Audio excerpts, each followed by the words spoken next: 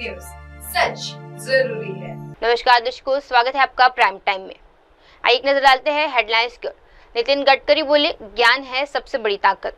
दिल्ली में जल प्रभाव पर संजीव झा ने 9,000 करोड़ खर्च पर सवाल उठाए। सीआर केशवन ने तेजस्वी यादव की अभद्र भाषा को मीडिया अपमान बताया।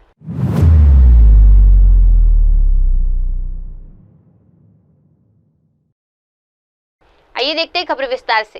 नितिन गडकरी बोले, ज्ञान है सबसे बड़ी ताकत। नागपुर में आज महाराष्ट्र राज्य अग्रवाल सम्मेलन का आयोजन किया गया, जहां मुख्य अतिथि के तौर पर केंद्रीय सड़क परिवहन मंत्री नितिन गडकरी ने युवा और उद्यमिता की ताकत पर जोर दिया। गडकरी ने अपने संबोधन में कहा, ज्ञान एक बहुत बड़ी ताकत है। नवाचार, विज्ञान, प्रौद्योगिकी, अनुसंधान और सफल प्रथाओं को हम ज्ञान मानते हैं, और यही ज्ञान जब सही दिशा में उपयोग किया जाता है तो उसे धन में बदला जा सकता है। विशेष रूप से मैं अल इब्राहिम एजुकेशन सोसाइटी को भी और इनको विशेष रूप से धन्यवाद दूंगा कि उन्होंने समाज के, जिन्होंने विशेष रूप से हमारे अनेक महत्वपूर्ण विशेष रूप से डिग्री भी हासिल की, उस परीक्षा में अच्छा यश भी मिला है, उनको उन्होंने रिकॉग्निशन और रिस्पेक्ट दिया है। आप सबको पता है कि एजुकेशन ये पावर है, शक्ति है। Knowledge is a power. और innovation, entrepreneurship, science, technology, research, skill and successful practices, we name it as knowledge, and conversion of knowledge into wealth is the future. हमारे यहां शिक्षा के बारे में हम जितना सीखेंगे वो हमारे भविष्य के बनाने के लिए बहुत आवश्यक है, और इसलिए शिक्षा का सार्वत्रिकरण भी होना चाहिए और शिक्षा की गुणवत्ता भी मेंटेन होनी चाहिए। शिक्षा यानी केवल नॉलेज यानी केवल पढ़ाई नहीं होती, तो स्किल डेवलपमेंट, हुनर विकसित करना भी शिक्षा होती है। मैं विशेष रूप से एक अनुभव आपको बताऊंगा कि हमारे नागपुर में हम खासदार सांस्कृतिक महोत्सव चलाते हैं, और इस महोत्सव में हमने एक कार्यक्रम किया था कि जब ये दुर्गोत्सव और शारदोत्सव होता है तो महिलाओं को मेहंदी निकाल के देना। तो हमारे भूतिया दरवाजे में एक धोटे करके युवती है, वो विशेष रूप से इसकी बहुत एक्सपर्ट है, और अब दुनिया में जाती है, दुबई जाती है, सिंगापुर जाती है लड़कियों को लेकर। तो फिर हमने उनको कहा कि हम लोग, आप हमारे समिति की ओर से हम कार्यक्रम करेंगे और तुम लड़कियों को ट्रेन करके वो अगर मेहंदी निकालेंगे तो 20 रुपए हम लोग जो मेहंदी निकालेगी उससे लेंगे, और 80 रुपए हम हमारे तरफ से आपको देंगे। तो साधारणतः नागपुर शहर की 19,540 महिलाओं ने मेहंदी निकाली, और वो मेहंदी जो 650 लड़कियों ने लगाई, उसमें से करीब 90% लड़कियां ये मुस्लिम और शेड्यूल कास्ट समाज से, मोमिनपुरा, मध्य नागपुर और उत्तर नागपुर से थी। और उस हर लड़की को, किसी को 40,000, किसी को 35,000 रुपये मिले। सवाल ये नहीं होता कि एजुकेशन ये बहुत आवश्यक होता है, और इसलिए डिग्री हासिल करना और मेरिट में पास होना ये बहुत ही आवश्यक है। मैं अपने जीवन की छोटी सी घटना अक्सर लोगों को बताता हूं कि मैं जब मैट्रिक में पढ़ रहा था तो 75 में इमरजेंसी लग गई, और वो इमरजेंसी के खिलाफ मैं एक्टिव हो गया, तो मुझे एचएससी में 52% मार्क मिले, और साइंस ग्रुप में 49.26% मिले। मेरे घर वालों की इच्छा थी कि मैं इंजीनियर बनूं, पर मुझे इंजीनियरिंग कॉलेज के एडमिशन के लिए मैं डिस्क्वालीफाई हुआ, क्योंकि 50% के ऊपर साइंस ग्रुप में अगर एडमिशन होती है, मार्क होता है, तो इंजीनियरिंग को अप्लाई किया जा सकता है। इसलिए मैं इंजीनियरिंग के लिए डिस्क्वालीफाई हुआ हूं। आज मुझे हिंदुस्तान की 13 यूनिवर्सिटी की डीलिट मिली है, डॉक्टरेट्स मिली है, और महाराष्ट्र के बाबा साहेब आम्बेडकर यूनिवर्सिटी से लेकर 6 यूनिवर्सिटी की भी डीलिट एग्रीकल्चर साइंस में मिली है, पर अभी मैं डॉक्टर नाम नहीं लगा था। और जो फील्ड में मैं काम करता हूं वहां 7 वर्ल्ड रिकॉर्ड बने हैं। तो मेरा अनुभव ऐसा है कि डिग्री में आप कितना भी अच्छे मार्क मिलाओगे, इसका मतलब आप यशस्वी होंगे ऐसा नहीं होता। मैं जब लॉ कॉलेज में पढ़ता था तो जो फर्स्ट क्लास और मेरिट में आए उनकी प्रैक्टिस नहीं चलती, और जो हमारे जैसे बदमाशी करने में थे वो बहुत बड़े बड़े एडवोकेट बन गए जो करोड़ों में कमाई कर रहे हैं। You need to understand there is a difference between qualification, skill and success. तो आपको ये प्रेजेंस ऑफ माइंड के साथ समझना होगा कि नॉलेज के साथ काम कैसे करना है। पर एक बात जरूरी है कि आपको बहुत शिक्षा की जरूरत है। मैं जब एमएलए था तो उस समय सब एमएलए को इंजीनियरिंग कॉलेज मिले थे। अभी तक मेरी कोई शिक्षण संस्था नहीं है, क्योंकि मुझे गुस्सा था, डोनेशन लेते तो नहीं करना। तो फिर मुझे जब इंजीनियरिंग कॉलेज मिला तो मैंने अंजुमन इस्लाम को दिया, मेरे नाम का, नागपुर का। और वहां से मुस्लिम समाज के 8-10 हजार लड़के लड़कियां इंजीनियर बनी। तो मैंने कहा तुम्हारे लिए ज्यादा जरूरी है। और आपको मैं बताऊंगा कि अगर नॉलेज हासिल करोगे तो जीवन में यश मिलेगा। जिसको एक बार नहीं मंदिर में जाना है, मस्जिद में जाना है, 100 बार नमाज पढ़ो, पर अंग्रेजी नहीं आएगी, मैथमेटिक्स नहीं आएगा, साइंस नहीं आएगा, एडमिनिस्ट्रेशन नहीं समझेगा, एंटरप्रेन्योरशिप नहीं आएगी, तो कैसे करोगे? Education is important, skilled is important, entrepreneurship is more important than education and skilled. मैं कोई धंधा व्यवसाय नहीं करता हूं, पर मैंने तय किया मेरी महीने की तनख्वाह कम से कम 200 करोड़ से कम नहीं होनी चाहिए, इतनी मेरी बिजनेस सेंस है। तो मैं अभी काम नहीं करता, अभी सोशल वर्क ही करता हूं, साड़ियां बनाता हूं, ऑर्गेनिक काम करता हूं, तो भी मेरा टर्नओवर 2,500 करोड़ का है। तो पहली बात तो एंटरप्रेन्योरशिप यानी नौकरी मांगने वाले नहीं, नौकरी देने वाले बनो।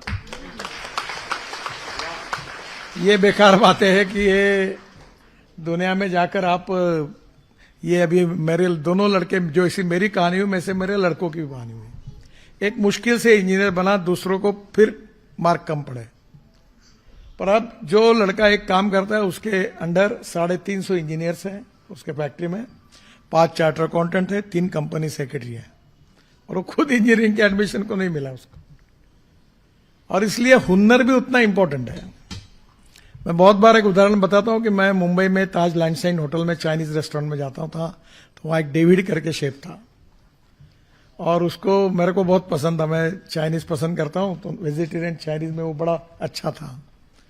तो एक बार मैंने उसको पूछा, बुलाया, हर बार मुझे बड़ी अच्छी सिंपल डिशेज होती है, तो मैंने उसको बोला डेविड आप कहां से हो? उसने कहा मैं हांगकांग से हूं। बोला हांगकांग से हो, इतने दूर से आए हो, कहाँ रहते हो? बोले होटल में मुझे एक सूट मिला है। हमने तनख्वाह कितना मिलता है? साहब ज्यादा नहीं मिलता। कितना मिलता है? 15 लाख रुपए महीना मिलता है।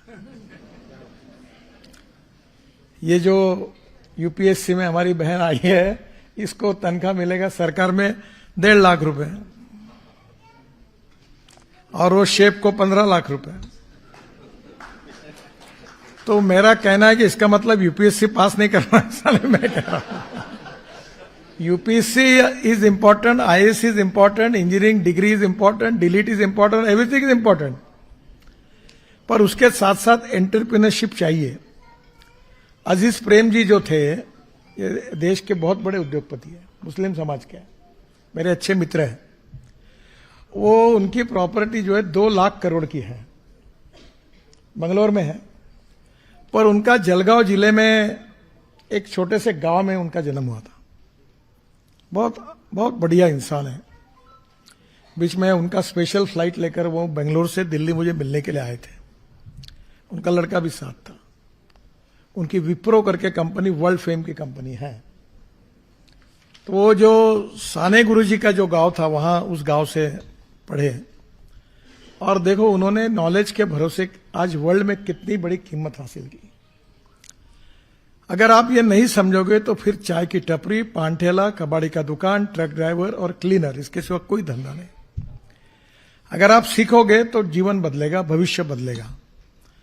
और मैं नहीं, बहुत बड़े बड़े लोगों ने कहा है कि no philosophy can be taught to empty stomach. खाली पेट को कोई ज्ञान नहीं पढ़ाया जा सकता। पैसा आवश्यक है, पर पैसा ये जीवन का साधन होता है, साध्य नहीं होता। दुनिया झुकती है, झुकाने वाला चाहिए। कोई जरूर नहीं है किसी के पीछे लगने की। तुम्हारी ताकत होगी तो दुनिया झुकती है, सब झुकते हैं। आपकी अगर नॉलेज है, टेक्नोलॉजी है, इनोवेशन है, एक्सपीरियंस है, सक्सेस स्टोरी है, तो आप बिल्कुल कर सकते हैं। इसीलिए मैंने कहा कि conversion of knowledge into wealth is the future. और दूसरी फिलॉसफी जो अक्सर मैं याद रखता हूं कि no material is waste and no person is waste. It is depending upon the appropriate technology and appropriate vision of the teacher और the leader, you can convert waste into wealth. और ये कोई वेस्ट नहीं होता। मैं 9 साल से नागपुर शहर का टॉयलेट का पानी जो आप टॉयलेट में डालते हो वो हम बेच रहे हैं। उससे हमको महानगर पालिका को 300 करोड़ रुपए साल के मिलते हैं, 300 करोड़ टॉयलेट का पानी बेचकर। और अभी कचरे भी के लिए भी झगड़े होने वाले हैं, क्योंकि टेक्नोलॉजी आ गई। और इसलिए रिसर्च में, इनोवेशंस में बहुत बड़ा पोटेंशियल है। पर कोई गेम में अच्छा, कोई गायक अच्छा बन सकता है, कोई संगीतकार अच्छा बन सकता है, कोई फुटबॉल प्लेयर बन सकता है, कोई क्रिकेटर बन सकता है। सबने कोई डॉक्टर इंजीनियर बनने की आवश्यकता नहीं है। जिसमें जो हुनर होगा उसमें वो आगे जाए, और आगे जाकर वो अपने जीवन में अगर अपने पैरों पर खड़ा होता है तो उसके अनुभव के कारण, नॉलेज के कारण, व्यक्तित्व, कर्तृत्व और नेतृत्व के कारण लोग उसको बिल्कुल रिकॉग्नाइज करते हैं। और हमारे देश में यही हुआ है। और मैं तो इस बात पर विश्वास रखता हूं कि कोई भी व्यक्ति उसकी जात, पंथ, धर्म, भाषा और सेक्स से बड़ा नहीं होता, उसके गुणों से बड़ा होता है। और इसीलिए विशेष रूप से हम ऐसे लोगों की याद करते हैं कि जिन्होंने किया हुआ रिसर्च, जिन्होंने किया हुआ काम हम कभी भूल नहीं सकते। और इसलिए ये हम पिछड़े हैं, पिछड़े हैं, पिछड़े हैं, ये कैसा है, backwardness becoming a political interest. तो हर आदमी यही प्रूव करता है कि हम पिछड़े हुए हैं। अब मैं ब्राह्मण हूं, यहां ज्यादा चलती नहीं, ब्राह्मण को महत्व नहीं उतना, पर उत्तर प्रदेश और बिहार में बहुत महत्व है, क्योंकि आधे दुबे, मिश्रा, पांडे सब लट्ठूबाज है तो उनका राजनीति में बड़ा दबाव है। तो मैं गया था यूपी, सब आके मेरे पास लट्ठीबाज आए, बोले आप देखो पंडित अटल बिहारी वाजपेयी के बाद आज हमारा कोई दमदार नेता है तो आप हैं। बोला मैं क्यों हूं? बोले आप ब्राह्मण हैं। बोला मैं जात पात नहीं मानता, तुम मुझे क्यों कह रहे हो? सही बात यही है कि तुम तुम्हारे काम से, तुम्हारे कार्य से, तुम्हारे गुणवत्ता से, तुम्हारे गुणों से, तुम्हारे हुनर से लोग चाहते हैं। ये कभी नहीं सोचते। मैं पूछता हूं लोगों को, तुमको हार्ट का ऑपरेशन करना है तो तुम नहीं देखते कौन डॉक्टर हिंदू है, मुसलमान है, ब्राह्मण है, दलित है। वो डॉक्टर खान के पास जाते हैं ना हार्ट के लिए। अजीज खान के पास क्यों जाते हैं? मुसलमान कम जाते होंगे, हिंदू जाते हैं। क्यों? अच्छा डॉक्टर है। बिरयानी खाने के लिए वही होटल में घुसते हैं, सब हिंदू घुसते हैं। क्यों? वो नहीं देखते कौन मालिक है। हम अगर फिल्मों में जाते हैं तो हम किसी को याद करते, दिलीप कुमार को अभी भी याद करते, कोई उसका धर्म थोड़ी याद करता है। और इसलिए हमारी गुणवत्ता जो होती है, हमारा जो कौशल्य होता है, हमारा जो स्किल होता है, हमारी जो क्वालिटी होती है, उसको बढ़ानी चाहिए। और एक बात आखिरी में बताओ कि no one is perfect and no one can claim that he is perfect. हम सब अपूर्णांक है, हमारे बीच में कोई पूर्णांक नहीं है। और इसलिए बहुत बार छोटे छोटे लोगों से हमको बहुत कुछ सीखने के लिए मिलता है। जो लोग बहुत बड़े होते हैं उनके नजदीक जाने के बाद पता चलता है कि अपन इनको बहुत बड़ा समझ रहे थे, पर उतने बड़े नहीं, वो छोटे हैं। और जिनको दूर से छोटे समझते हैं उनके नजदीक जाने के बाद पता चलता है कि ये बहुत बड़े हैं। तो ये सवाल यही है कि अच्छाई पर किसी का पेटेंट नहीं है। और एजुकेशन का केवल आपको सुशिक्षित बनाना, नॉलेजेबल बनाना इतना उद्देश्य नहीं है। अच्छा ह्यूमन बीइंग भी बनाना, ये भी उसका उद्देश्य है। और इसलिए जीवन मूल्य जो होते हैं, लाइफ वैल्यूज, ये सब जगह है। कोई भी धर्म में, कोई भी जात में, कोई भी पंथ में उसको माना जाता है कि सच बोलना चाहिए, बुजुर्ग लोगों का आदर करना चाहिए, गुरुजनों का आदर करना चाहिए, छोटी छोटी बातें रहती है, ये आपकी पर्सनैलिटी को उभार कर आगे ले जाते हैं। मुझे मौका मिला कि मैं इंटरनेशनल नेशनल लेवल पे अनेक लोगों के साथ मेरी पहचान है। तो मैं अमिताभ बच्चन और मैं टीवी 18 के रोड सेफ्टी के कार्यक्रम में हम मुंबई में दिन भर शूटिंग कर रहे थे, मैं भी था उनके साथ। तो एक 8-10 पार्ट में था, हम टोच पे बैठे थे, तो एक छोटा बच्चा और बच्ची ऐसे ये स्टेज पर चढ़ते हुए आए, तो मैं बैठा रहा। मैंने बोला ये छोटे बच्चे, इनके लिए क्यों खड़ा होना। तो अमिताभ बच्चन ने वो खड़े हो गए, उनके पास गए, झुककर नमस्कार किया। तब मुझे संकोच हुआ, अब मैं ध्यान में कि अपनी गलती हुई, मैं भी खड़ा हो गया, आगे गया। अब वो अपने क्षेत्र में कितने बड़े हैं, पर नम्रता, शालीनता, सहजता, सहृदयता, दूसरे को प्रति सम्मान देना, ये कोई बाजार में मिलने वाली चीज नहीं होती है। तुम माता पिता और टीचर्स ने सिखाए हुए गुणों का आप ये परिचय व्यक्तित्व में आता है तो लोग रिकॉग्नाइज करते हैं। और इसलिए आपको एजुकेशन के साथ आपकी पर्सनैलिटी को भी अच्छा बनाना है। एजुकेशन भी आवश्यक है, नॉलेज इज वेरी इसेंशियल। आपके बच्चों को देखो, बच्चे अगर पढ़ते नहीं है तो इसकी जिम्मेदारी उनके माता पिता की है, और माता पिताओं की यह जिम्मेदारी है कि अपने बच्चों को अच्छी तालीम दे, उनको अच्छा इंसान बनाए। मैं आपको बता दूं, एक बार मैं, मोदी साहब, हम सब 5-6 एक टेबल पर बैठे थे, तो दुबई के राजा आए थे, तो हम लोग खाना खा रहे थे हैदराबाद हाउस में। तो उन्होंने मोदी जी को कहा कि Modi ji, make one favour to our country UAE. उन्हें क्या चाहिए, बोले export Nitin Gadkari for 6 months in Dubai. तो सब हंसने लगे। तो मैंने पूछा, साहब मैं क्यों आपके यहां आऊंगा, मैं हिंदुस्तान छोड़ करके नहीं जाऊंगा, पर मैं कभी आऊंगा दुबई तो आपको मिलूंगा, आपकी कोई मदद कर सकता तो मैं करूंगा। आज दुबई कितना अच्छा बना हुआ है, और वो कोई ना रेगिस्तान था, कोई उनके पास कोई अच्छी खेती नहीं थी, पानी नहीं था, सब कुछ नहीं था, पर उन्होंने उसको बदल दिया। मैं बहुत बार बोलता हूं कि बड़े बड़े रोड बनाने चाहिए तो अच्छा एटमॉस्फेयर मिलेगा, एम्बुलेंस आएगी। मुझे अनीस अहमद बोल रहा था कि मोमिनपुरे का रोड बड़ा करो। मतलब मैं क्यों बड़ा करूं, कल जाके तुम चिल्लाओगे कि मुसलमानों के घर नितिन गडकरी ने तोड़े करके, तो पहले साइन लेके आ सबकी। अभी मैं शहीद चौक तोड़ रहा हूं, मैं हॉस्पिटल से लेकर पूरा रोड तोड़ रहा हूं, और मैंने अधिकारियों को कहा कि भाजपा रहे, कांग्रेस रहे, हिंदू रहे, मुसलमान रहे, लगाओ लाइन तोड़ो बुलडोजर से, अब रखना नहीं कोई, रोड बड़ा करो, ताकि किसी के घर में अगर हार्ट अटैक आए तो एम्बुलेंस पहुंचनी चाहिए, किसी के यहां कोई अगर आग लग गई तो फायर ब्रिगेड की गाड़ी पहुंचनी चाहिए। हमारा जो जीवन है वो सस्टेनेबल डेवलपमेंट के साथ एजुकेशन के कारण, क्योंकि 3 इंपॉर्टेंट ईज है, ethics, economy, ecology and environment. मैं गाड़ी में आया हूं, मेरी गाड़ी पेट्रोल डीजल पे बचता नहीं, मैं ट्रांसपोर्ट मंत्री हूं, और मैंने तय किया कि पेट्रोल डीजल को देश से खत्म करना।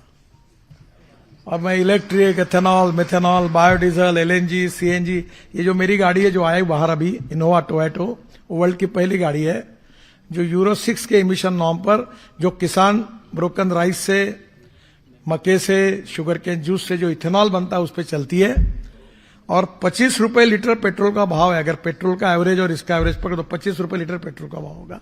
Pollution, no pollution. मेरे पास हाइड्रोजन की गाड़ी है, पानी से मर्सिडीज जैसी गाड़ी है, दिल्ली में घूमता हूं मैं, इतनी सुंदर गाड़ी है।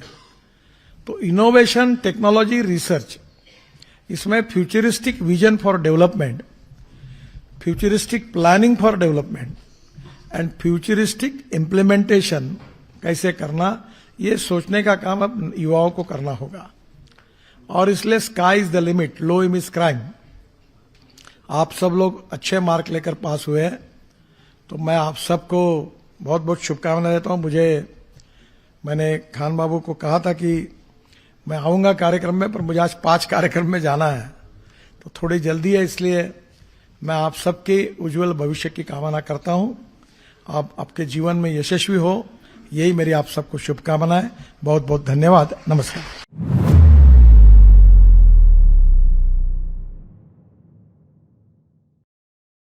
आइए बढ़ते अगली खबर की ओर।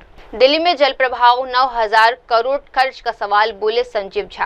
दिल्ली में मानसून के दौरान जल प्रभाव की समस्या को लेकर सियासत तेज हो गई है। आज आम आदमी नेता संजीव झा ने प्रेस कॉन्फ्रेंस पर भाजपा पर सीधा हमला बोला है। उन्होंने कहा, मुख्यमंत्री ने दावा किया था कि इस बार दिल्ली में मानसून के दौरान जल प्रभाव नहीं होगा, इसीलिए बजट में बड़े प्रावधान किए गए थे। नावों को पुनर्विकास के लिए 150 करोड़ रुपए, सफाई के लिए 9,000 करोड़ रुपए, बाढ़ सिंचाई के लिए 600 करोड़ रुपए।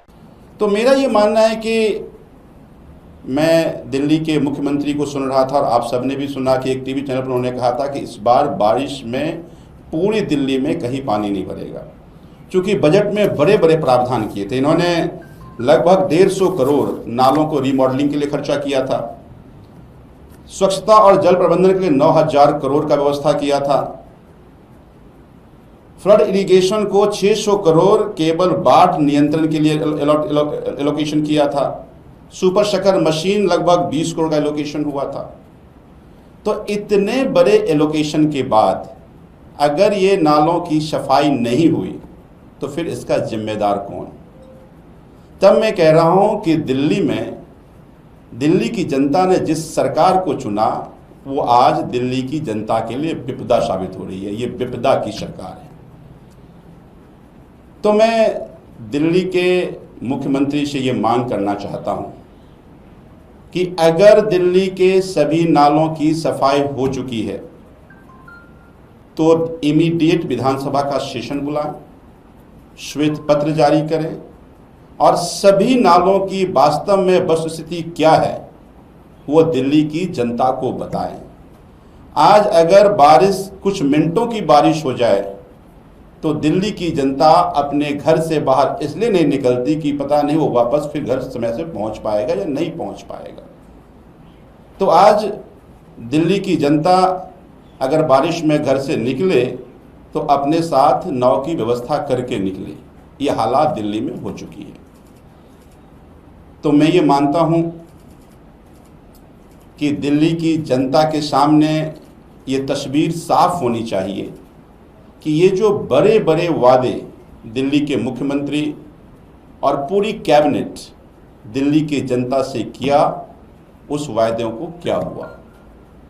क्योंकि ये सारे जो बातें कर रहे हैं वो सारी बातें केवल कागजों में दिख रही है, धरातल पर नहीं दिख रहा। जैसा मैंने पहले कहा आपको कि अभी तो चंद बारिश हुई है मानसून की, और इस चंद बारिशों में पूरी दिल्ली अफरा तफरी में है। पूरी दिल्ली की जनता अपनी परेशानियों का वीडियो बना बना कर डाल रही है। आप सबने भी कई वीडियो देखा, कई चैनलों चलाया उस वीडियो को।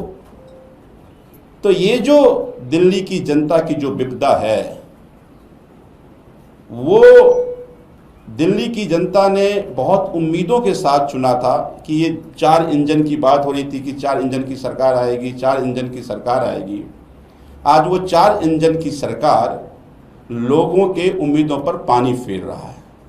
तो इसलिए मुझे उम्मीद है कि विधानसभा का सत्र बुला करके और श्वेत पत्र जारी करके दिल्ली की जनता को वास्तव में वस्तुस्थिति क्या है उसको स्पष्ट सरकार करेगी। ये मानना है कि मैं दिल्ली के मुख्यमंत्री को सुन रहा था और आप सबने भी सुना कि एक टीवी चैनल पर उन्होंने कहा था कि इस बार बारिश में पूरी दिल्ली में कहीं पानी नहीं भरेगा, क्योंकि बजट में बड़े बड़े प्रावधान किए थे। इन्होंने लगभग 150 करोड़ नालों को रीमॉडलिंग के लिए खर्चा किया था, स्वच्छता और जल प्रबंधन के लिए 9,000 करोड़ का व्यवस्था किया था,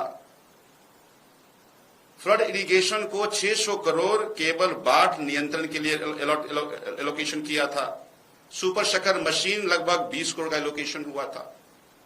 तो इतने बड़े एलोकेशन के बाद अगर ये नालों की सफाई नहीं हुई तो फिर इसका जिम्मेदार कौन? तब मैं कह रहा हूं कि दिल्ली की जनता ने जिस सरकार को चुना वो आज दिल्ली की जनता के लिए विपदा साबित हो रही है। ये विपदा की सरकार है।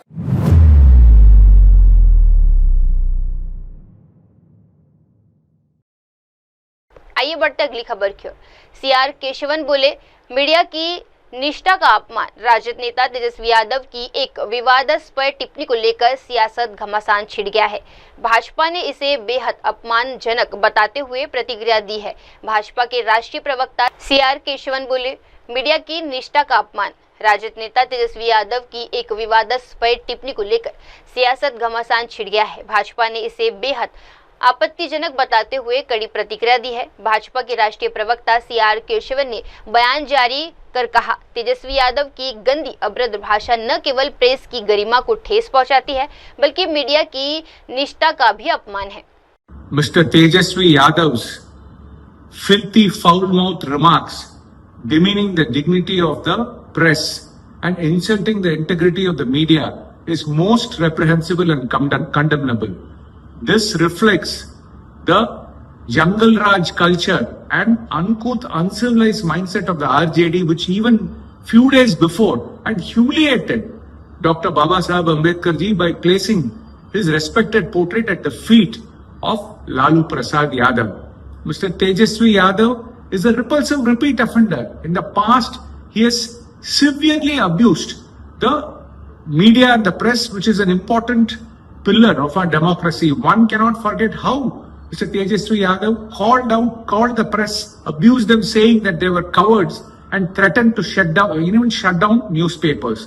What Mr. Tejasvi Yadav should remember is the special intensive revision which is happening for the first time since 2003. In 2003, it was the RJD, led by Srimati Rabdi Devi, the wife of Lalu Prasad Yadav, who was ruling. Rather, the Jungle Raj of the RJD was happening in 2003, when the last time the special intensive revision happened.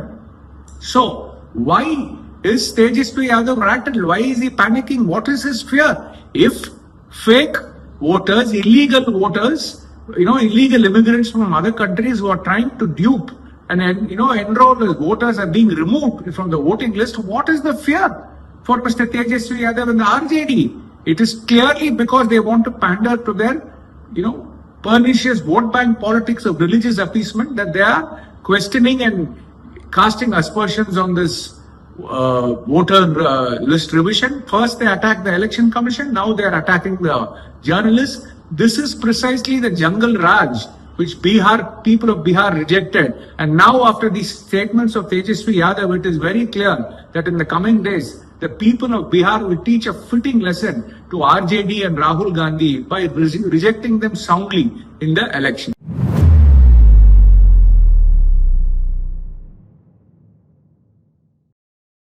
आइए बढ़ते अगली खबर की ओर। भ्रष्टाचार मुक्त उत्तराखंड के लिए धामी को मिला समाज का साथ। उत्तराखंड के पारदर्शिता और ईमानदारी की राह पर आगे ले जाने के संकल्प को लेकर मुख्यमंत्री पुष्कर सिंह धामी को आज देहरादून में एक विशेष भव्य सम्मान समारोह में सम्मानित किया गया। इस कार्यक्रम में राज्य की तमाम धार्मिक और सामाजिक संस्थाओं ने एक मंच पर आकर मुख्यमंत्री के भ्रष्टाचार मुक्त उत्तराखंड अभियान का समर्थन किया। आयोजित आज का ये सम्मान समारोह, जिसमें अभी हम सब लोगों ने जिनका उद्बोधन सुना, वो केवल भारत में ही नहीं अपितु पूरी दुनिया के अंदर जिनकी एक अपनी विशिष्ट पहचान है। और मैंने देखा है, मैं जब भी परमार्थ जाता हूं, दुनिया के 50 देशों से भी अधिक के लोग हर समय आश्रम में योग ध्यान के लिए आते हैं, अध्यात्म की प्राप्ति के लिए आते हैं। ऐसे पूज्य संत श्रद्धेय स्वामी चिदानंद जी महाराज मंच पर आसीन, यहाँ का जिनका जिस स्थान का नाम हम सब लोग हर पल लेते हैं और हर क्षण लेते हैं। और मैं अभी पूज्य कृष्णगिरी जी महाराज मुझे कह रहे थे, सावन के महीने में हरिद्वार साहब जलाभिषेक करने आते हैं। मैं हर वर्ष तो आता ही हूँ पूज्य महाराज जी। प्रत्येक दिन की शुरुआत मैं भगवान टप्पेश्वर का स्मरण करके जो है शुरुआत करता हूँ। ऐसे पूज्य स्थान पर विराजमान महंत श्री 1008 पूज्य कृष्णगिरी जी महाराज हमारे बहुत वरिष्ठ नेता और पूर्व में मंत्री भी रहे, हमारे लोकप्रिय विधायक राजपुर आदरणीय खजानदास जी, गीता भवन के अध्यक्ष समाज सेवी आदरणीय राकेश ओबराय जी, अध्यक्ष उत्तराखंड इंडस्ट्रियल एसोसिएशन श्री पंकज गुप्ता जी, और आज के कार्यक्रम का जिन्होंने संयोजन किया, सच में मैंने कभी सोचा भी नहीं था कि इतने सारे संगठन, और मैं इसको कहूं देहरादून की, अगर मैं क्रीम कहूं महाराज जी,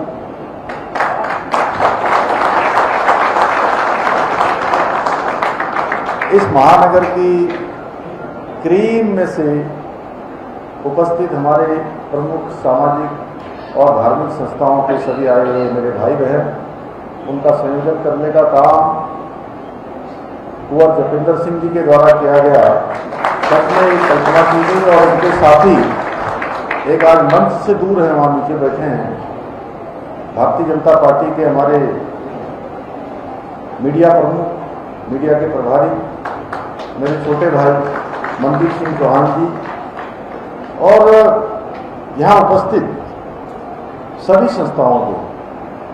संस्थाओं के अध्यक्ष, सभी प्रतिनिधिगण, हमारे अनेक मित्र यहाँ बैठे हुए, मैं एक एक का नाम लूँ, अशोक वर्मा जी यहाँ बैठे हैं, अनेकों साथियों को मैं सबको जानता हूँ, सभी के, और हमारी माताएं बहनें, बड़े बुजुर्ग, आप सब यहाँ मेरा प्रोत्साहन करने के लिए, उत्साहवर्धन करने के लिए, और सच में इस मुहिम को आगे बढ़ाने के लिए यहाँ पर उपस्थित हुए हैं। मैं आप सभी का, और आपने यहाँ पहुँचने पर मेरा बहुत जोरदार तरीके से मेरा स्वागत किया।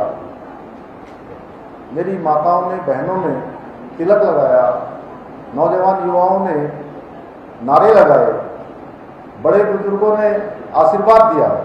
मैं भी आप सबका हृदय से स्वागत करता हूँ, आप सबका अभिनंदन करता हूँ, और हमारे मीडिया के सभी मित्र जो हमारी इस मुहिम को लगातार एक समर्थन देकर आगे बढ़ाने का काम करते हैं, अपने मीडिया के बंधुओं का भी मैं उनकी उपस्थिति के लिए बहुत धन्यवाद करता हूँ।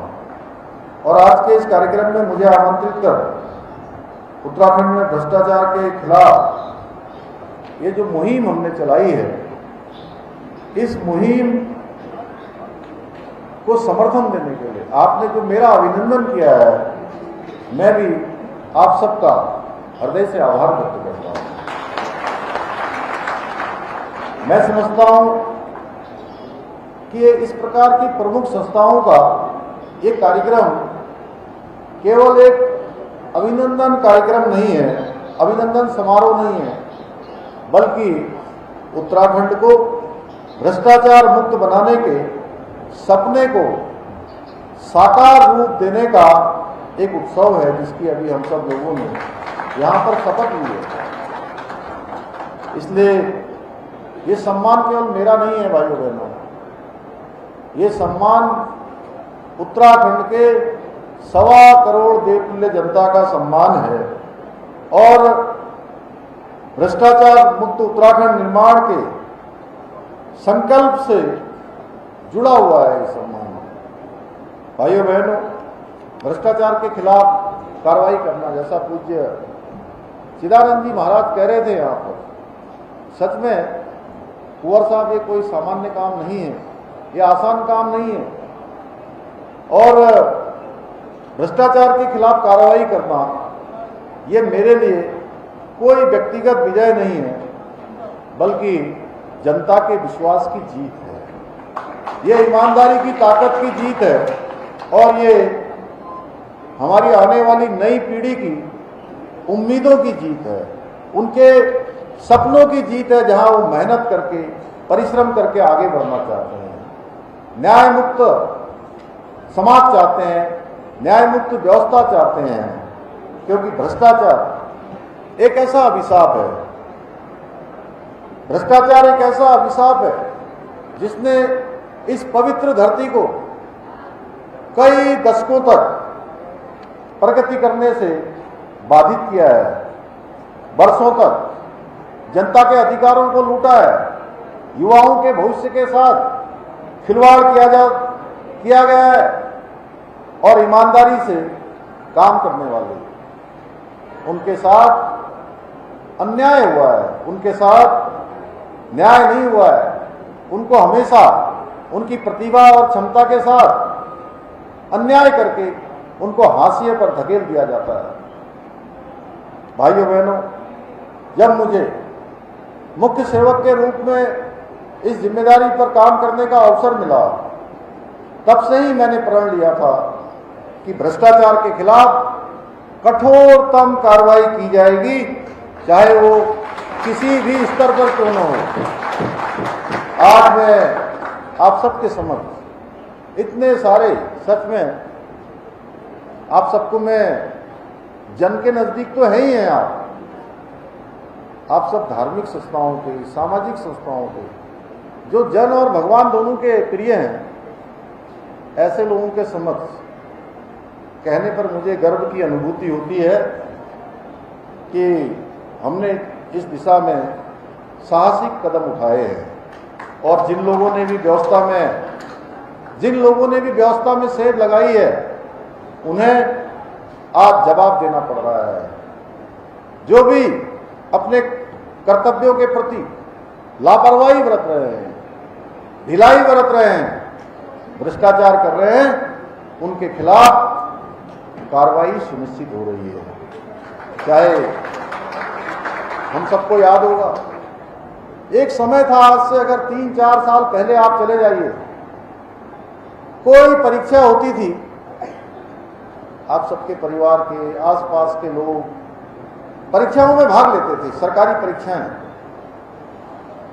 परीक्षाओं में भाग लेते थे, मेहनत करते थे, ईमानदारी से पढ़ाई करते थे, अपने बेटे बेटियों की तैयारियां करवाते थे, दूर दूर से आते थे, अपना शरीर पर कपड़ा कम पहनकर, अपने दैनिक जीवन की आवश्यकताओं को कम करके भी। आप समझिए, सामान्य परिवार में जो बच्चे पैदा होते हैं, उनके माता पिता की और उनकी कितनी चुनौतियां जीवन में होती है, हम सब भली भांति जानते हैं, हमने नजदीक से देखा है। इतना सब करने के बाद जब वो परीक्षाओं को फेस करते थे, परीक्षाओं में भाग लेते थे, योग्यता होने के बाद भी, प्रतिभा होने के बाद भी, तैयारी अच्छे होने के बाद भी उनका चयन नहीं होता था। चयन होता था जो पेपर लीक में शामिल होते थे, नकल माफियाओं के साथ सांठगांठ करते थे, पेन ड्राइव से नकल करते थे। भाइयों बहनों, किसी न किसी व्यवस्था विरोधी काम में सम्मिलित होते थे, उनका चयन होता था। लेकिन हमने इस व्यवस्था को बदलने का काम किया संकल्प लेकर, और जब हम व्यवस्था बदलने लगे तो हमारे जो युवा थे, छात्र छात्राएं, उन सबको बरगलाने का काम भी हुआ, उनको सड़कों पर उतारने का काम भी हुआ, उनको व्यवस्था तोड़ने के लिए प्रेरित किया गया, उनको दिग्भ्रमित किया गया। लेकिन भाइयों बहनों, हमारी नीयत बिल्कुल साफ थी, हमारा मन साफ था, ये संकल्प था कि हम आने वाली युवा पीढ़ी को हर प्रकार से न्याय देना चाहते हैं, उनको एक अच्छा पद देना चाहते हैं, एक रास्ता देना चाहते हैं। हमने उन नकल माफियाओं के खिलाफ कार्रवाई करी और 100 से अधिक नकल माफियाओं को जेल की सलाखों के पीछे भेजा। और हम पूरे देश का, जैसा अभी पूज्य स्वामी चिदानंद जी ने कहा, पूरे देश का सबसे सख्त नकल का कानून लेकर आए। और उसका परिणाम हुआ कि पिछले 3.5 वर्षों में 24,000 नियुक्तियां अभी तक संपन्न हो चुकी हैं। 24,000, और किसी एक में भी नकल का मामला नहीं आया है। और अब चयन का आधार नकल माफियाओं से सांठगांठ नहीं है कि नकल माफियाओं से सांठगांठ होगी, पेपर लीक करवा देंगे, पेन ड्राइव से नकल कर लेंगे, या भ्रष्टाचार कर लेंगे तो हमारा सिलेक्शन हो जाएगा, हमारा चयन हो जाएगा। अब चयन का आधार केवल एक है, योग्यता, क्षमता और प्रतिभा। इसी का कारण है कि गरीब माता पिता के बेटे बेटियों का चयन हो रहा है और एक एक साथ जिनका 6 सालों से 7 सालों से परीक्षाओं में भाग ले रहे थे। आपके आसपास भी बहुत लोग मिल जाएंगे, आप देखिएगा जरूर आपके आसपास मिल जाएंगे जिनका एक परीक्षा में भी पिछले कई सालों में चयन नहीं हो रहा था। इन 3-4 सालों में अब एक साथ 4-4 परीक्षाओं में चयन हो रहा है, एक साथ। कई बार वो भी कंफ्यूज है कि अब मैं कौन सी नौकरी को ज्वाइन करूं और कौन सी छोड़ दूं। कुछ तो एक एक है कि 5-5 परीक्षाओं में, और सब के सब सामान्य परिवारों के हैं, सामान्य परिवार के बेटे बेटियां हैं। मैं और खजानदास जी पिछले दिनों धनौल्टी क्षेत्र में गए थे, जहां इनका पैतृक क्षेत्र स्थान है, जहां के पहले विधायक रहे हैं। और सच में हम गए थे वहां पर जौनपुर में, तो वहां पर कई सारे माता पिता हम लोगों को मिले जो कह रहे थे कि हम आपकी सरकार का धन्यवाद करते हैं, आपकी सरकार ने जो कानून बनाया उसके बाद हमारे बच्चों को चयन का अवसर मिला है। और इतना ही नहीं, एक बड़ा अंतर मैं आपको बताऊं, पूज्य महाराज जी, और आज तो जब पूज्य संतों का आशीर्वाद हो जाए तो फिर क्या कह सकते हैं, कोई मंजिल जो है कठिन नहीं रह जाती है, हर मंजिल आसान हो जाती है पूज्य संतों के आशीर्वाद से। और पिछले 21 सालों में राज्य स्थापना के कुल नियुक्तियां 16,000 हुई हैं अभी तक। 21 सालों में नियुक्तियां कितनी हुई? 16,000। और अगर इन 4 सालों का आंकड़ा निकालेंगे तो 24,000 क्रॉस कर देंगे।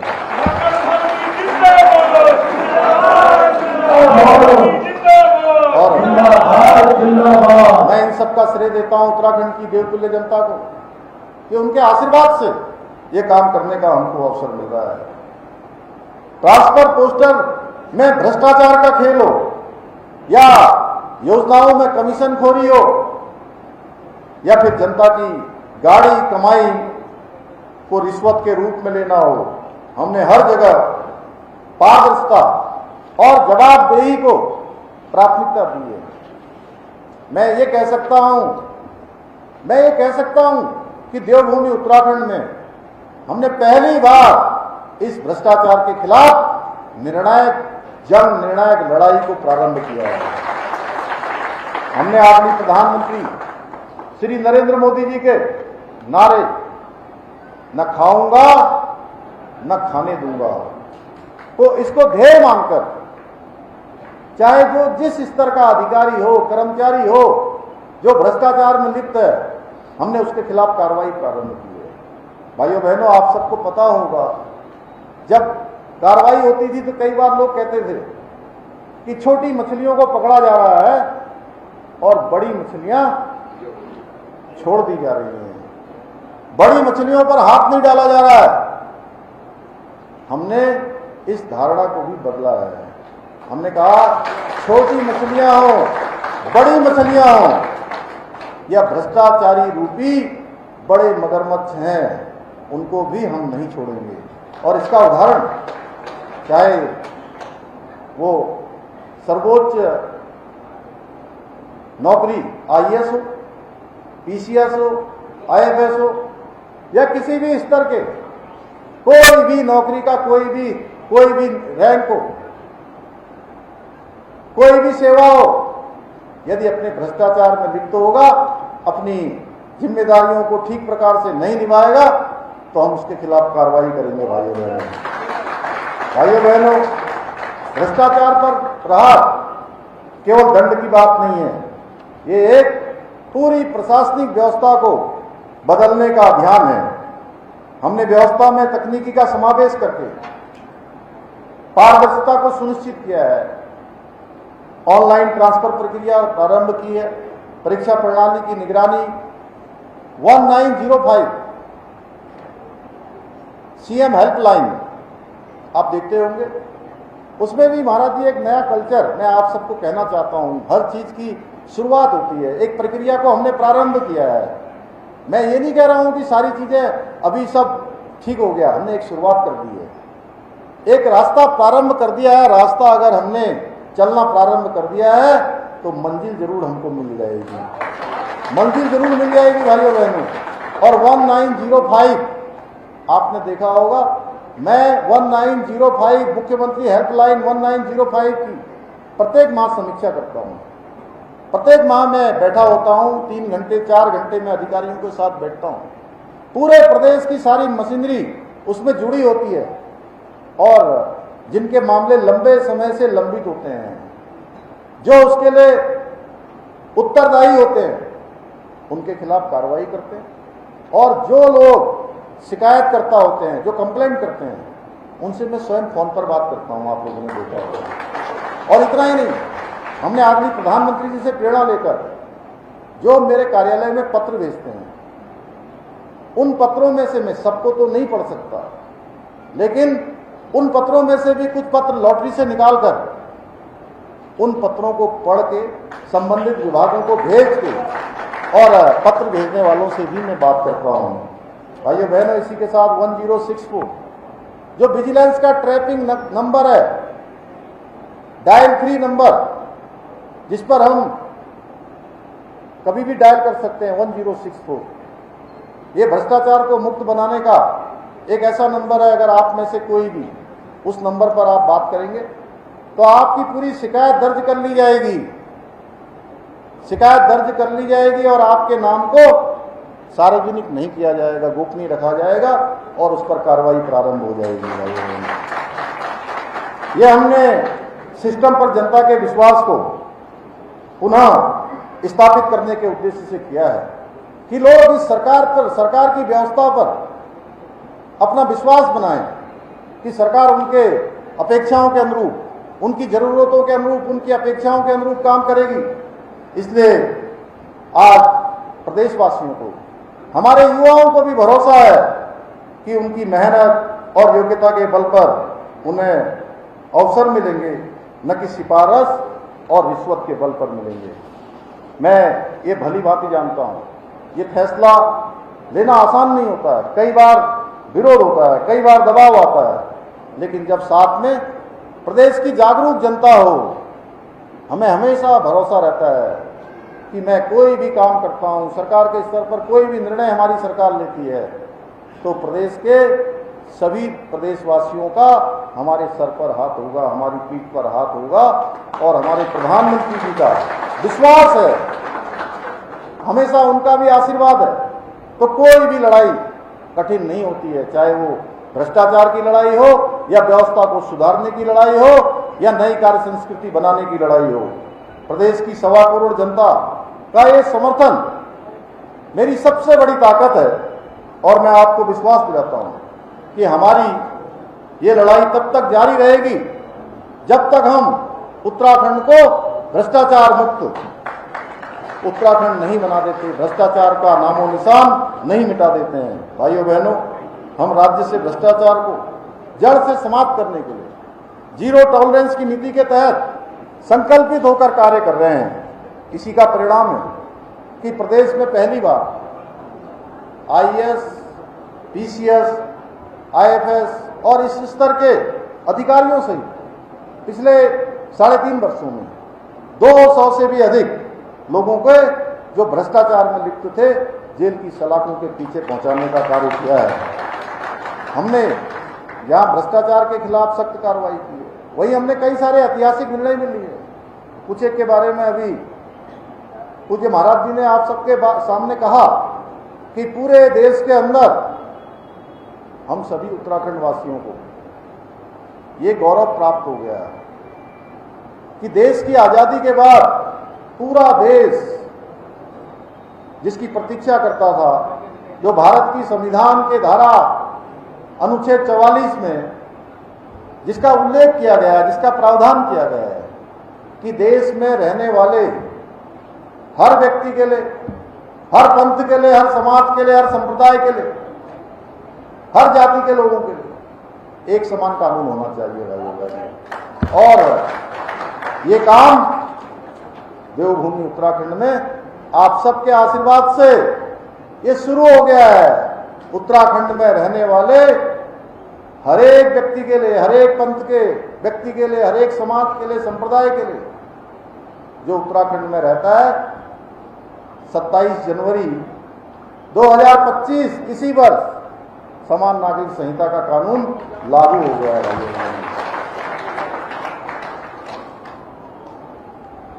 ऐसे अनेक ऐतिहासिक कदम उठाकर हमने साबित कर दिया है कि जब मन में कुछ करने की दृढ़ इच्छा शक्ति हो तो फिर कोई ताकत आपके रास्ते में बाधा नहीं बन सकती है। भाइयों बहनों, हमारी सरकार राज्य के समग्र विकास के साथ साथ यहाँ के अपने सांस्कृतिक मूल्यों और डेमोग्राफी, जो डेमोग्राफी बदली है, उस डेमोग्राफी को संरक्षित और सुरक्षित रखने के लिए भी पूर्ण संकल्पबद्ध होकर काम कर रही है। हमने प्रदेश में जहां एक और सख्त धर्मांतरण रोधी कानून लागू किया है, दंगा रोकने के लिए सख्त दंगा रोधी कानून लागू किया है, वहीं लैंड जिहाद के खिलाफ, लैंड जिहाद बहुत बड़ी संख्या में था, जगह जगह पर कहीं हरी चादर, कहीं नीली चादर, कहीं पीली चादर चढ़ाकर हजारों एकड़ जमीन एक सुनियोजित साजिश के तहत, सुनियोजित षड्यंत्र के तहत कब्जे किए जा रहे थे। भाइयों बहनों, हमने 6,500 एकड़ जमीन अभी तक इस लैंड जिहाद से मुक्त करवाई है, इस अवैध अतिक्रमण से मुक्त करवाई है। हमारी बहन बेटियों के साथ बोलकर, अपनी पहचान छुपाकर, धोखा देकर, बहलाकर, फुसलाकर, मनगढ़ंत बातें करके उनके जीवन को तबाह किया जा रहा था। भाइयों बहनों, हमने इस लव जिहाद के खिलाफ भी कार्रवाई की है। और इतना ही नहीं, हमने थूक जिहाद जैसी घृणित मानसिकता, जो आप सब लोगों ने टेलीविजन पर देखा होगा, सोशल मीडिया में देखा होगा, मसूरी की घटना, हरिद्वार की घटना, इसके खिलाफ भी हमने कठोर कार्रवाई की है। भाइयों बहनों, साथ ही हमने प्रदेश में एक सख्त भू कानून लागू कर दिया है, जिससे राज्य के मूल स्वरूप के साथ छेड़छाड़ करने वाले, खिलवाड़ करने वालों के खिलाफ भी अब सख्त कार्रवाई सुनिश्चित की जा रही है। इतना ही नहीं, हमने अनेक ऐसे काम हमने आगे बढ़ाए हैं। भाइयों बहनों, अभी आपने इतना बड़ा बोर्ड लगाया है यहाँ पर ऑपरेशन कालनेमी का, हमने जो छदम धार्मिक ऐसे देश बनाकर, अपनी पहचान छुपाकर, संदिग्ध अवस्थाओं में घूमते हुए पाए जाते हैं, अपराधों में सम्मिलित रहे हैं, छदम देशधारी, उनकी मूल पहचान को उजागर करने के लिए वो कोई गलत काम यहां न कर पाए, हमारे प्रदेश के अंदर आने वाले आस्थावान लोगों को, श्रद्धालुओं को, तीर्थयात्रियों को, पूरे देश दुनिया से आने वाले लोगों को कहीं छल प्रपंच का शिकार न बनाएं, उनको बेनकाब करने के लिए ऑपरेशन कालनेमी चलाया है। पिछले 2 दिनों से इस ऑपरेशन कालनेमी में अभी तक 100 से भी अधिक कालनेमियों को पुलिस ने पकड़ने में सफलता प्राप्त की है। मुझे आप सबको बताते हुए खुशी हो रही है। भाइयों बहनों, आप कोई भी ऐसा सदम वेश धारण करके हमारे प्रदेशवासियों को या प्रदेश से बाहर से आने वाले लोगों को अब किसी प्रकार से उनको ठग नहीं पाएगा, उनकी धार्मिक भावनाओं को आहत नहीं कर पाएगा, सनातन को चोट नहीं पहुंचा पाएगा। जो लोग धर्म की प्राप्ति के लिए, पुण्य की प्राप्ति के लिए, अपने शोधन के लिए, अपनी आत्मा को भगवान के सामने साफ करने के लिए, स्वच्छ करने के लिए देवभूमि उत्तराखंड आते हैं, उनके मार्ग में ये ऐसे ही कालनेमी हैं जिसके बारे में रामायण काल की अभी पूज्य स्वामी जी जिसकी चर्चा कर रहे थे। जब भगवान रामचंद्र जी के आदेश पर, उनकी आवश्यकता पर हनुमान जी जब संजीवनी बूटी लेने जा रहे थे, तो कालनेमी जैसा राक्षस जो उनके मार्ग में बाधा करना चाहता था, वेश बदलकर उनको भजन करने लगा, उनके सामने जो है तमाम प्रकार के प्रपंच करने लगा। क्योंकि हनुमान जी का ध्येय साफ था कि भगवान राम की जो आवश्यकता थी, भगवान राम की जो आदेश था, उस आदेश को पूरा करना है। और उन्होंने उस कालनेमी को पहचान लिया और उस कालनेमी का वध कर दिया, रास्ते से हटा दिया। इसी प्रकार हमारे जो वर्तमान समय के जो कालनेमी हैं, अपराधों में भी संलिप्त हैं। और ये हमने जहां आस्थावान, श्रद्धालु और भक्तगणों की सुरक्षा के लिए किया है, उनके मार्ग से कालनेमियों को हटाया है, वही हमारे पूज्य संतगण हैं। अब कौन जानता है किस बेस में आकर कोई आपके पास ही आ जाए, आपके पास ही आ जाए। तो उनकी सुरक्षा का भी हमने प्रावधान किया है और यह अभियान हमारा आगे चलने वाला है, विस्तृत रूप से आगे चलेगा।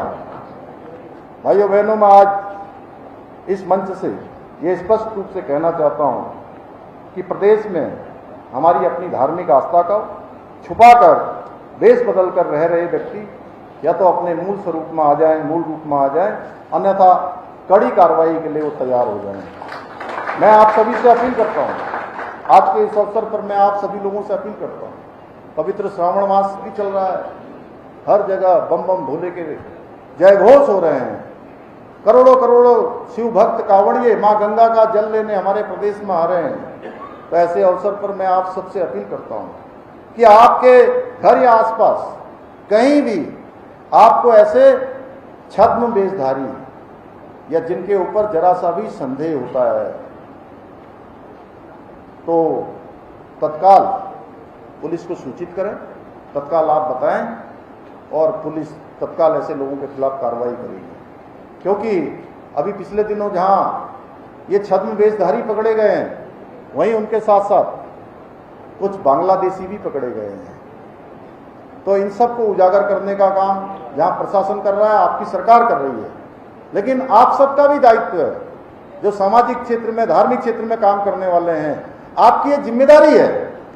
ये जिम्मेदारी आपके अपने स्वयं के प्रति है, समाज के प्रति है, प्रदेश और देश के प्रति है, ये राष्ट्र के प्रति आपकी जिम्मेदारी है।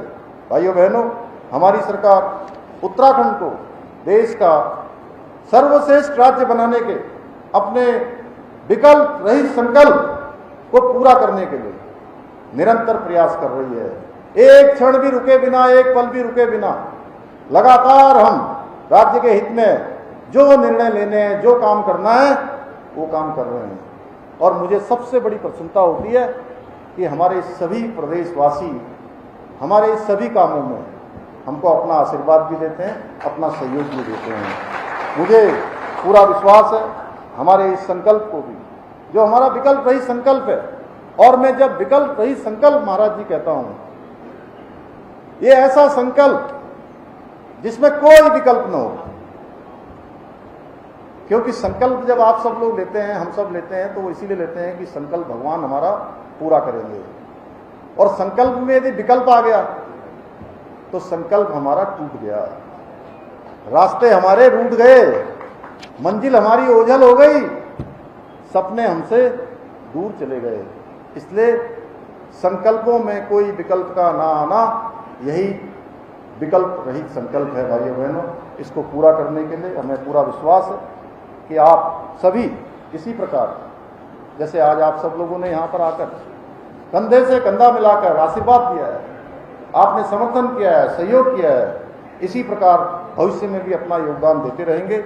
इसी विश्वास के साथ एक बार पुनः आप सबका बहुत आभार व्यक्त करते हुए और कुंवर जपेंद्र सिंह जी का, भाई मनवीर जी का, उनकी पूरी टीम का, वर्मा जी समेत सारे लोग, जितने लोग आप सब आए हैं, मैं आप सबके प्रति आभार व्यक्त करते हुए, आपका धन्यवाद करते हुए मैं अपनी बात को समाप्त करता हूं। बहुत बहुत धन्यवाद।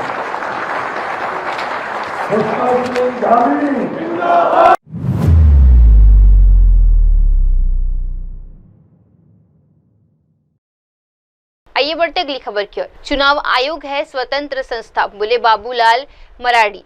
राजग नेता तेजस्वी यादव की बिहार की मतदाता सूची में विदेशियों के नाम होने के संबंधी टिप्पणी के बाद भाजपा झारखंड के प्रदेश अध्यक्ष और विधानसभा में विपक्ष के नेता बाबूलाल मरांडी ने अपनी प्रतिक्रिया दी है। मरांडी ने कहा कि चुनाव आयोग एक स्वतंत्र संवैधानिक संस्था है जिसके पास मतदाता सूची बनाने और उसमें संशोधन करने का अधिकार है। उन्होंने ये भी स्पष्ट किया कि चुनाव आयोग का कर्तव्य है कि केवल भारतीय नागरिकों को वोट देने का अधिकार मिले। देखिए, चुनाव आयोग एक स्वतंत्र संवैधानिक संस्थान है और उनका अधिकार क्षेत्र में है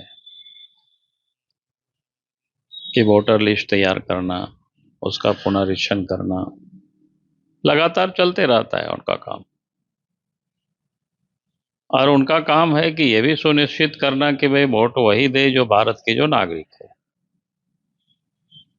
तो मुझे नहीं लगता है कि उसको लेकर के फिर इतनी हाय तौबा लोगों ने सुप्रीम कोर्ट तक गए, सड़कों पर लोग निकल रहे हैं। भाई आखिर क्या परेशानी है लोगों को इस काम से? तो ये बिल्कुल स्पष्ट हो रहा है। इन लोगों के विरोध ही ये बता रही है कि किस प्रकार से इन लोगों ने, चाहे बांग्लादेश घुसपैठी हो, चाहे रोहिंग्या हो, इनको वोटर बनाया है, मतदाता सूची में इनको शामिल किया है। अब उनको लग रहा है कि इनके नाम हट जाएगी तो फिर हमारी कुर्सी, हम फिर जीत नहीं पाएंगे चुनाव। तो ये तो बिल्कुल स्पष्ट हो चुका है। भाई इन लोगों को चिंता है अपने चुनाव जीतने की,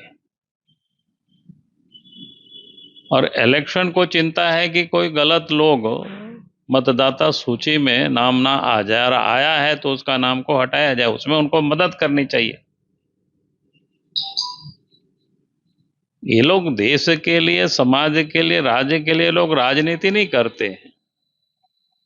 चाहे तेजस्वी यादव हो, चाहे राहुल गांधी हो, या जो भी इस प्रकार के वोटर पुनरीक्षण का जो काम चल रहा है इलेक्शन कमीशन के द्वारा, उसका जो लोग विरोध कर रहे हैं सड़क पर या कोर्ट कचहरी में, तो हम ये कह सकते हैं कि ये लोग जानबूझ करके विरोध कर रहे हैं, जानबूझ करके, ताकि वो लोग अपने लिए ये लोग राजनीति करते हैं, ताकि वो चुनाव जीते, सत्ता में रहे और राज्य को या देश को ये लोग लूटते रहे। इसीलिए ये लोग राजनीति करते हैं। ये बिल्कुल स्पष्ट हो गया है। नहीं तो कोई कारण नहीं, उनको तो मदद करना चाहिए। आज भी मैंने किसी अखबार में शायद पढ़ा था 80-85% तो लोगों ने फॉर्म जमा करवा लिया है, फिर भी लोग सड़क पर आकर के विरोध कर। इसका क्या मतलब है? बल्कि मदद करनी चाहिए कि जो भी बाहर से अनाधिकृत रूप से गलत तरीके से यहाँ लोग वोटर लिस्ट में अपने नाम चढ़ा लिया है, राशन कार्ड में अपने नाम चढ़ा लिया है, आधार कार्ड में अपने नाम चढ़ा लिया है, वैसे लोगों को तो चिन्हित करके उनको हमें बाहर निकालना चाहिए, डिपोर्ट करना चाहिए।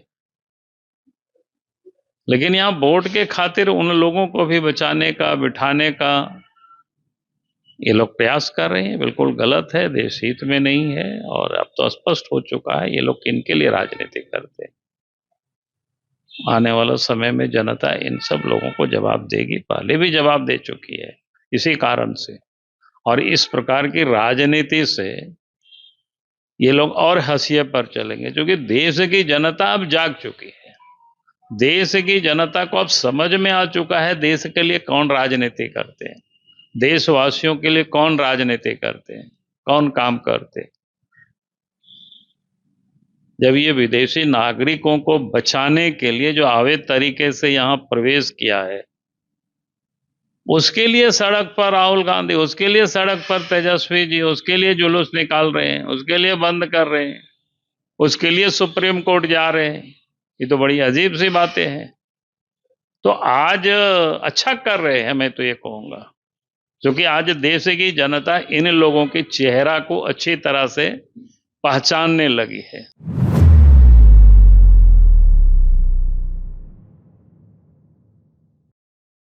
आइए बढ़ते अगली खबर की ओर। भाजपा प्रवक्ता ने तेजस्वी यादव की टिप्पणी को हास्यास्पद बताया। राजद नेता तेजस्वी यादव की विवादित टिप्पणी पर भाजपा प्रवक्ता सैयद शहनवाज हुसैन ने पलटवार किया है। उन्होंने कहा, तेजस्वी यादव से और क्या उम्मीद की जा सकती है। जो भाषा वे इस्तेमाल कर रहे हैं वे राजद नेताओं की पहचानी हुई शैली है। मीडिया सूत्रों को वे सूत्र कहकर अपमानित कर रहे हैं। शहनवाज हुसैन ने कहा कि चुनाव आयोग वर्तमान में मतदाता सूची का गहन पुनर्निरीक्षण कर रहा है और वे अवैध मतदाताओं को कोई चिंता करने की आवश्यकता नहीं है। उन्होंने बताया कि बुध केवल ऑफिसर घर घर जाकर सत्यापन कार्य कर रहे हैं। देखिए, तेजस्वी यादव से और क्या अपेक्षा होगी। जिस तरह की भाषा वो बोल रहे हैं, मीडिया के सूत्र को मूत्र बता रहे हैं, इसी तरह की भाषा राजद के नेता बोलते हैं। चुनाव आयोग वोट वेरिफिकेशन कर रहा है, चुनाव आयोग वोट का पूरा रिवीजन कर रहा है। जो वैलिड वोटर हैं उनको किसी को डरने की ज़रूरत नहीं है। BLO हर दरवाजे तक जा रहे हैं। मैं दिल्ली में हूँ, मेरे पास भी फॉर्म आया, क्योंकि वो उसको वेरीफाइड करके हम उसको भेजेंगे, फिर वो वेरिफिकेशन उसका हो जाएगा। तो जो भी वोटर हैं जिनका नाम बिहार के वोटर लिस्ट में है उसको डरने की ज़रूरत नहीं है। लेकिन राजद और कांग्रेस के लोग उनको डरा रहे हैं। वो कोर्ट भी चले गए, कोर्ट में भी उनको कोई रिलीफ नहीं मिला। वोट वेरिफिकेशन का काम जारी है। तो इस तरह की भाषा बोल रहे हैं तेजस्वी यादव। उनको मालूम है कि वो इस चुनाव में जीतने वाले नहीं हैं। चुनाव में आएगा NDA, छाएगा NDA, जीतेगा NDA, सरकार बनाएगा NDA।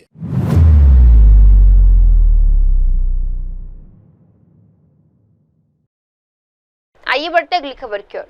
बिहार में कानून व्यवस्था पर उप मुख्यमंत्री का बयान। पटना से उप मुख्यमंत्री विजय कुमार सिन्हा ने बिहार की कानून व्यवस्था की स्थिति पर प्रतिक्रिया देते हुए कहा कि राज्य सरकार ने आरोपों को रोकने और नियंत्रण में रखने के लिए कड़े कदम उठाए हैं। उन्होंने बताया, हमने पहले कभी कहा कि हर आपराधिक घटना पर सरकार तुरंत कार्रवाई करती है। कानून व्यवस्था बनाए रखने के लिए विशेष प्रयास जारी है। देखिए, हमने पहले भी कहा कि सरकार हर घटना पर एक्शन और कार्रवाई कर रही है और घटना रोकने के लिए भी कठोर कदम उठाए जा रहे हैं। जिस भाषा में अपराधी समझेंगे उस भाषा में भी कार्रवाई हो रही है। और आप देखेंगे कि इधर से जो शक्ति बढ़ी है उसका परिणाम भी आने वाले दिनों में अब दिखाई पड़ेगा। ये दुखद दुर्भाग्यपूर्ण है कि अराजकता उत्पन्न करने वाले बीच बीच में सत्ता में आ जाते हैं, जिससे अपराधियों का मनोबल बढ़ जाता है और उसका परिणाम ये राजद के लोगों के, राजद कांग्रेस के अपराधियों को संरक्षित करने के मनोबल के कारण ये अपराधी चुनाव के निकट आने से थोड़ा इनका जो उत्साह बढ़ा है उस उत्साह को कुचल दिया जाएगा। इनको दमन करने का सरकार का संकल्प भी कठोरता से लागू करेगा। नीतीश कुमार ने कल एक बड़ी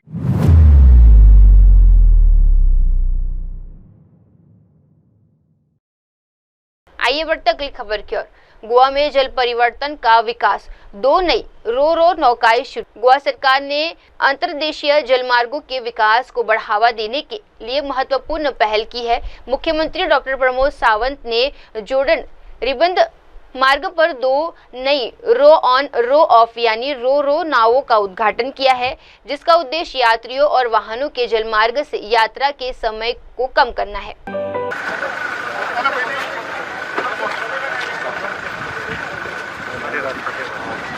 सगळ्यांक नमस्कार। आमचे माननीय मुख्यमंत्री डॉक्टर प्रमोद सावंत हांगा पावले आसा आनी ह्या रोच्या इनॉग्रेशन फंक्शनाक तांचे स्वागत आसा। सगळ्यांक नमस्कार करता, योगार करता। विलेज पंचायत सोडन माडेन यांच्या अंतर्गत हो प्रोग्राम आनी तशेंच R&D आनी गव्हर्नमेंट ऑफ गोवा यांच्या मार्फत हो प्रोग्राम जाल्लो आहा। त्या सगळ्या प्रोग्रामाक सगळ्यांचे स्वागत।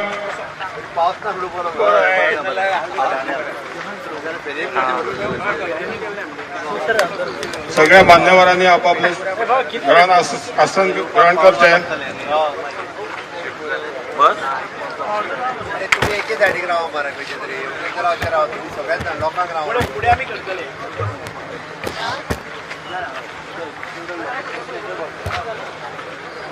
सूरज कमेंट। Good afternoon.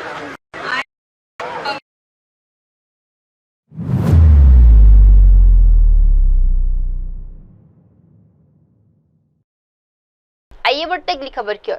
लखनऊ में शाहरुख पठान का एनकाउंटर, अस्पताल में मौत। लखनऊ के वरिष्ठ पुलिस अधिकारी एसएसपी STF सुनील गुसे ने बताया कि शाहरुख पठान जो गैंगस्टर मुख्तार अंसारी गिरोह के एक कुख्यात शूटर था, पिछले दिनों मुठभेड़ में घायल हो गया और अस्पताल में उसकी मौत हो गई। उन्होंने बताया शाहरुख पठान के खिलाफ संभल में एक हत्या के गवाहों के धमकाने का मामला दर्ज था और वे पुलिस की तलाश में वंचित था। स्थानीय पुलिस और STF की संयुक्त टीम ने उसे गिरफ्तार करने का प्रयास किया, लेकिन उसने पुलिस पर गोली चला दी, जिसके बाद मुठभेड़ हुई जो भी हुआ। इसी के क्रम में संभल में जो पूर्व की हत्या के गवाहों को धमकाने के संबंध में इसके खिलाफ मुकदमा दर्ज हुआ था, जिसमें यह वांटेड चल रहा था। तो इसके तलाश में लोकल पुलिस और STF की टीमें लगी थी। इसी के क्रम में जो सूचना प्राप्त हुई थी, इसको गिरफ्तार करने का प्रयास किया गया, परंतु इसके द्वारा पुलिस के ऊपर फायर किया और उस मुठभेड़ के दौरान ये घायल हुआ और अस्पताल में इलाज के दौरान इसकी मृत्यु हुई। तो यह कुख्यात अपराधी और शार्प शूटर है, जिसके खिलाफ 1 दर्जन के लगभग मुकदमे पंजीकृत हैं, जो कि जिसमें से 3 हत्या के मुकदमे हैं और रंगदारी के भी मुकदमे हैं, गैंगस्टर एक्ट के भी मुकदमे हैं। और मुठभेड़ के उपरांत इसके पास से 2 पिस्टल, 1 रिवॉल्वर बरामद हुई है और 50 से अधिक कारतूस भी बरामद हुए हैं। तो ये इसके संबंध में, इस मुठभेड़ के संबंध में जनपद मुजफ्फरनगर में मुकदमा पंजीकृत कर दिया गया है और समस्त मानवाधिकार आयोग और माननीय न्यायालय के निर्देशों का अनुपालन करते हुए उसको आगे की कार्रवाई संबंधित जनपद पुलिस और थाने द्वारा की जा रही है।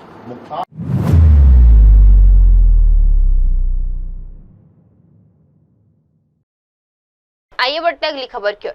मध्य प्रदेश विधानसभा अध्यक्ष ने संसदीय समितियों के महत्व पर बल दिया। मध्य प्रदेश विधानसभा अध्यक्ष नरेंद्र सिंह ने संसदीय कार्यों की निगरानी में समितियों की भूमिका पर प्रकाश डाला है। बढ़ती जनसंख्या और तकनीकी बदलावों के दौर में समितियां और छोटे कार्य समूह राज्य एवं केंद्र सरकारों के लिए आवश्यक मुद्दों और नवाचारों पर विचार विमर्श करते हैं। उन्होंने कहा कि इस समितियों का उद्देश्य शासन को और अधिक प्रभावी बनाना है। जो सिफारिशें वे देते हैं उसका समय पर क्रियान्वयन सुनिश्चित करना भी उसी की प्राथमिकता होती है।